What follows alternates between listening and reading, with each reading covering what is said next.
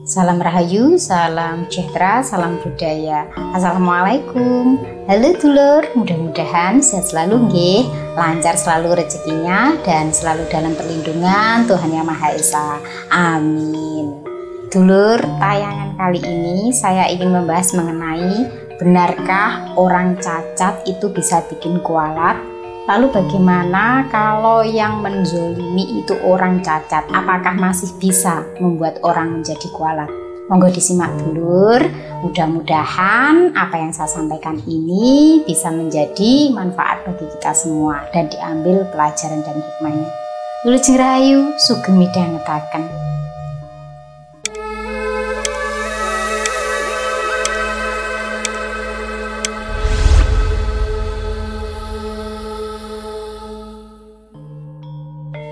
Dulur, sebelumnya saya sudah membahas mengenai orang yang malati. Salah satunya adalah orang yang cacat atau kekurangan ya. Dalam hal ini karena masih berhubungan dengan apa yang pernah saya sampaikan dan juga saat ini ada di mana kasus yang jarang terjadi, sulit dinalar tapi ini fakta, tapi bisa dilogika.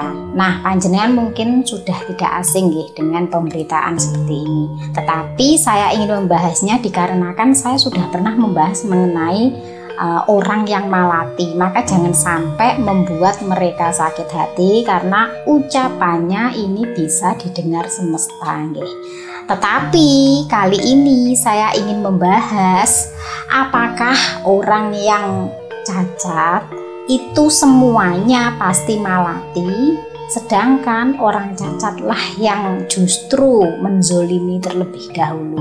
Nah, ini bagaimana cara menyikapinya? Begini dulur, kenapa orang yang cacat itu malati? Karena dengan ketidaksempurnaannya di mata manusia, sebenarnya Tuhan itu memberikan kelebihan yang tidak dimiliki orang pada umumnya Lewat kekurangan dan kelemahannya itulah sumber kekuatannya. Terkadang justru hal-hal yang tidak bisa dilakukan oleh orang yang normal itu justru bisa dilakukan oleh mereka yang memiliki kekurangan. Karena dulur, Tuhan itu selalu memberikan segalanya itu sepaket. Ada kekurangan pasti ada kelebihannya. Dan di dalam kekurangannya itu pasti memiliki kelebihan yang mana kalau mau menyadari bisa menggali potensinya, ini bisa digunakan untuk menaikkan derajat hidupnya, memuliakan dirinya, mengubah nasibnya. Tetapi kekurangan ini juga bisa menjatuhkan dirinya kalau digunakan untuk kelicikan atau memanipulasi orang lain. Jadi seperti dua sisi Orang-orang yang memiliki kekurangan pada fisiknya itu adalah ujian sekaligus sumber kekuatan bagi dirinya kalau bisa menggali potensinya. Karena tidak mungkin Tuhan memberikan cobaan pada hambanya tanpa solusi. Selalu ada maksud dan tujuan Tuhan menciptakan sesuatu yang berbeda dari yang lainnya.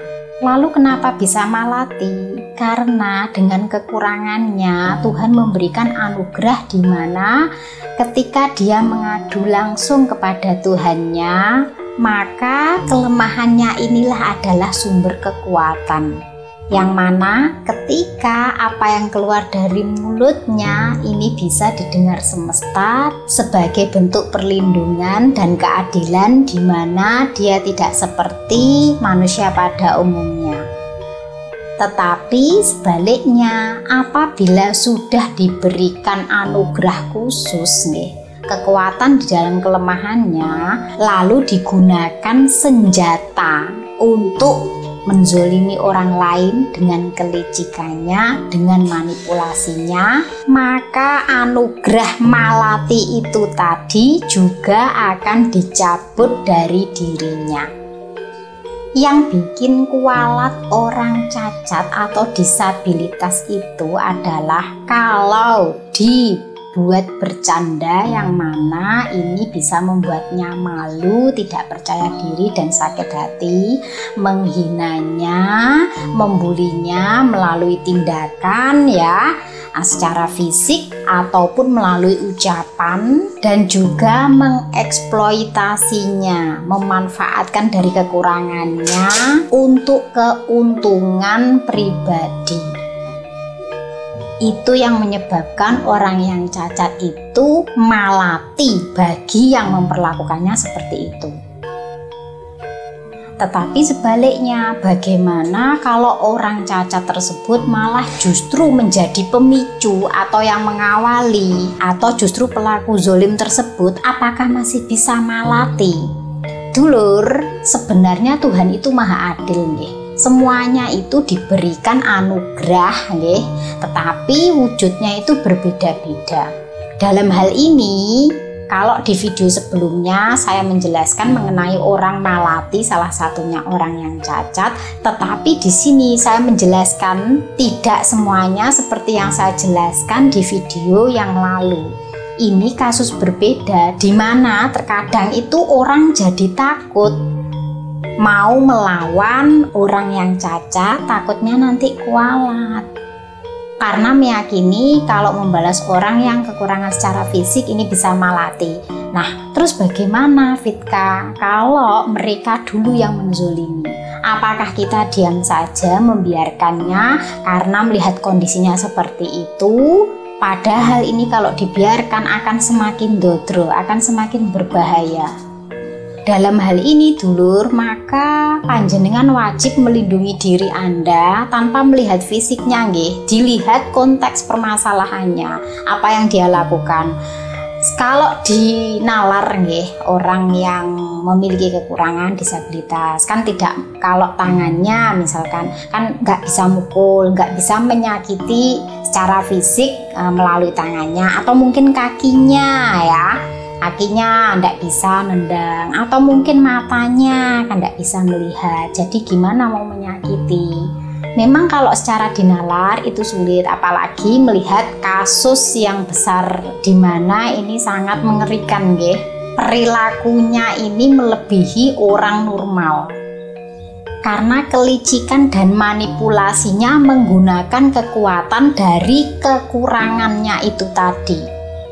Seandainya dia orang yang normal, mungkin dia tidak bisa seperti itu. Karena memang ketika Tuhan menciptakan sesuatu yang berbeda dari yang lainnya ya, dalam hal ini mungkin kekurangan di fisiknya, pasti diberikan sesuatu kelebihan. Dan kelebihannya ini bisa jadi di kekuatan pikirannya dan lidahnya, yang mana mampu menguasai pikiran orang lain, yang bisa meracuni otak orang lain, sehingga takut, menurut, dan melakukan apa yang diucapkan oleh orang yang dianggapnya ini memiliki kekurangannya ini, karena sudah hilang logika.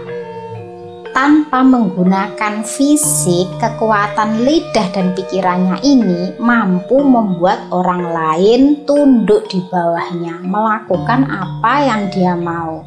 Nah dulu, dalam hal ini untuk siapapun nggih, kesampingkan rasa mudah iba ketika melihat orang yang pandai sekali menguasai topik pembicaraan ketika panjenengan mengutarakan sesuatu. Lalu bagaimana supaya tidak terperangkap daya dari manipulasi orang yang memiliki kekurangan ya, seperti cacat, mungkin tangannya, kakinya, matanya, wajahnya? Maka jangan kontak mata secara langsung dulur, karena disitulah letak sumber kekuatannya. Disitu panjenengan akan merasa iba, akan merasa terenyuh, akan mudah percaya karena dia menceritakan mengenai survive hidupnya. Sehingga Anda merasa orang yang panjenengan ajak bicara itu orang yang kuat. Dia saja kuat dengan kekurangannya, dengan kecacatannya, berarti saya juga bisa dong. Sehingga panjenengan fokusnya ke dia. karena melihat kelemahannya. Dia sudah berhasil menguasai keadaan dengan cara melemahkan panjenengan dari mulut dan juga pikirannya. Saya tidak mengatakan bahwa semua orang yang memiliki kekurangan fisik demikian, tidak, karena ini fokusnya adalah orang cacat itu apakah semuanya malati, maka jawabannya tidak semua, tergantung orangnya. Yang bikin kualat itu seperti yang saya sebutkan tadi. Lalu bagaimana supaya tidak kualat sedangkan yang cacat justru yang zolim? Maka tidak perlu membalas berlebihan, lebih diambang batas dari apa yang dia lakukan. Contohnya ketika Anda dihina, kalau hanya dihina saja ya biarkan saja. Tetapi kalau mungkin Anda dijatuhkan di depan orang banyak yang mana tujuannya adalah membunuh karakter Anda, maka Anda wajib untuk melindungi diri Anda sendiri dengan cara berkata jujur apa adanya. Terkadang memang kita tidak dipercaya nih kalau dihadapkan pada orang-orang yang pandai berbicara apalagi memiliki kekurangan. Tetapi Anda boleh kok melindungi diri Anda dengan cara menyebut kekurangannya untuk menyadarkannya supaya dia tahu posisi dan porsinya, supaya dia tidak berlebihan dalam menjatuhkan Anda. Karena kalau tidak begitu, dia akan selalu melakukan untuk meningkatkan tingkat percaya dirinya, akan menggunakan kekurangannya, kelemahan dan kecacatannya ini untuk menjatuhkan orang lain, menjadikan kekuatan dirinya. Karena biasanya yang dipercaya itu orang yang lemah dalam keadaan seperti itu. Contohnya kan sudah ada di mana awalnya orang tidak percaya kalau orang yang cacat itu bisa melakukan yang namanya perkosaan. Sebenarnya namanya memang bukan perkosaan karena tidak memaksa secara fisik, tetapi dia melakukan dengan cara mengintimidasi. Dia pandai sekali membuat orang lain percaya pada dirinya dengan menceritakan kelemahannya ini, tetapi dia bisa kuat, dia bisa semangat. Akhirnya korbannya ini percaya sehingga apa yang ada di hatinya ini, aibnya, rahasianya dikeluarkannya dengan harapan mungkin bisa menguatkan dirinya. Tetapi justru apa yang diucapkannya ini, diceritakannya ini justru dijadikan senjata bagi orang yang memiliki kekurangan ini. Akhirnya digunakan untuk mengintimidasi korbannya supaya mau menuruti apa kemauannya. Ini salah satu kejahatan yang langka, dulur. Yang pelakunya ini orang yang kalau dinalar itu kok bisa dari mana dia bisa melakukan hal itu. Nyatanya bisa, nyatanya ada, nyatanya bisa dilogika. Ternyata yang digunakan adalah kemampuan lidahnya ini untuk bisa meracuni korbannya dan juga kekuatan pikirannya untuk bisa mengintimidasi korbannya. Nah, dari apa yang saya sampaikan ini dulur, untuk siapapun panjenengan jangan pernah mudah percaya menceritakan hal pribadi privasi pada orang yang baru dikenal atau orang yang tidak panjenengan tahu seluk-beluknya. Curhatlah dengan orang yang tepat dengan orang yang tidak dikenal, apalagi panjenengan mengira orangnya saja seperti itu memiliki kekurangan fisik, cacat, mana mungkin bisa begini begitu. Lah faktanya ada kan. Ini kasus yang sangat mengherankan Manusia cacat seperti inilah yang tidak malati dicabut keberkahannya oleh Tuhan, di mana yang menjadi kekurangannya ini sebagai sumber kekuatan, tetapi karena dia menghinakan dirinya dengan menggunakan kekurangannya ini, maka akan menjadi senjata pula untuk menghancurkannya. Padahal dikasih kelebihan otak yang pintar dan juga mulut yang meyakinkan, ini kalau digunakan sebagai hal yang baik bisa meningkatkan taraf hidupnya. Tetapi karena digunakan untuk menunjukkan bahwa dirinya juga sama seperti orang pada lainnya dan justru over, inilah yang menyebabkan hancurnya orang yang memiliki kekurangan itu sendiri. Dalam dirinya itu seperti tidak terima kalau diberi suatu kekurangan fisik, melemahkan orang lain dengan mengambil rasa ibanya. Nah, ini yang dicabut keberkahannya berupa tidak malati lagi. Tetapi bukan berarti dulur panjenengan bisa bebas memperlakukan orang yang kekurangan fisik ya. Kalau apapun agamanya, orang yang memiliki kekurangan fisik, lemah fisiknya, ini kalau disakiti malati. Tetapi karena mungkin yang dilakukannya ini keterlaluan. Kalau saya lihat orang yang viral ini kan keterlaluan ya, korbannya banyak sekali. Dan ini bukan sesuatu yang mudah untuk diterima ya, dimana merusak masa depan belasan wanita. Maka jangan harap orang yang memiliki karakter seperti ini itu sama seperti yang saya sampaikan, termasuk orang yang malati. Tidak. Mengapa saya menyampaikan ini? Karena yang saya takutkan ketika panjenengan menonton video saya sebelumnya bahwa orang yang cacat itu termasuk orang yang malati, kemudian panjenengan mengeneralisasi bahwa semua orang cacat itu malati, tanpa melihat dahulu bagaimana karakter orangnya.